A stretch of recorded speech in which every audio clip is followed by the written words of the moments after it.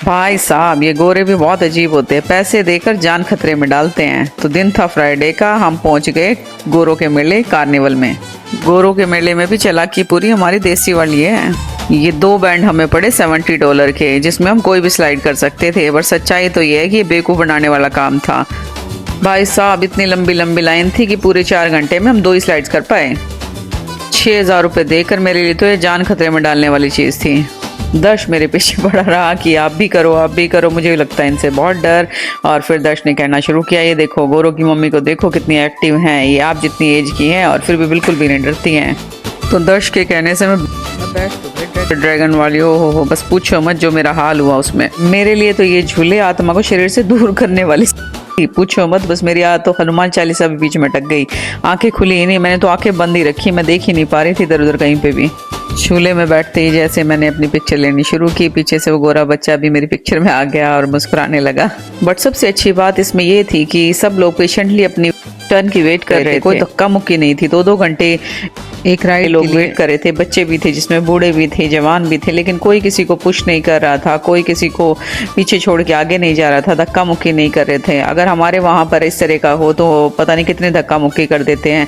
और बूढ़े लोग तो मेरे ख्याल से अब जाते ही नहीं हैं इन मेलों में, क्योंकि वो पता है उनको कि धक्का मुक्की बहुत ज़्यादा होगी और उनके लिए अच्छा नहीं है। बट यहाँ पर ऐसा कुछ भी नहीं है। ओल्ड एज के भी लोग आए हुए थे, छोटे बच्चे भी आए हुए थे, सब बहुत मिलजुल कर खूब इंजॉय कर रहे थे। कोई छोटी राइड में बैठ रहा था, कोई बड़ी में बैठ रहे थे, जैसे उनको अच्छा लग रहा था उसी तरह से।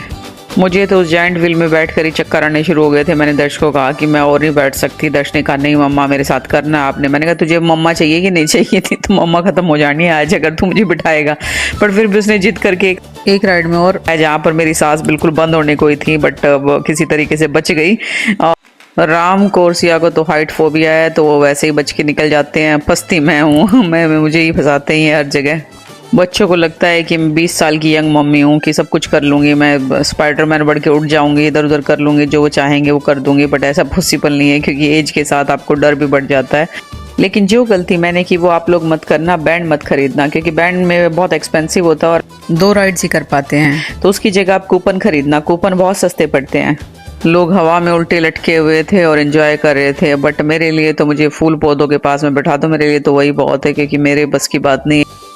हाँ, बचपन में बहुत खुश होकर करती थी और डर भी नहीं लगता था। जैसे जैसे हम बड़े हो जाते हैं और मदर बन जाते हैं तो रेस्पॉन्सिबिलिटी भी लगता है कि हमारे ऊपर ज़्यादा होती है, कि हमें कुछ हो गया तो हमारे बच्चों का क्या होगा। वो सब चीज़ें सोच के पता नहीं कुछ एक अलग सा डर हो जाता है, जो बचपन में कभी किसी तरह का होता नहीं था, बेफिक्र रहते थे। बट फिर भी बचपन की यादें ताज़ा हो गई इस मेले में जाकर, और अच्छा लगा बच्चों के साथ जाकर। पर नेक्स्ट टाइम मैं राइड नहीं करूँगी, मैं बैठ के पॉपकॉर्न खाऊँ। तो आज के लिए बस इतना ही, मिलते हैं नेक्स्ट व्लॉग में। Bye bye, take care.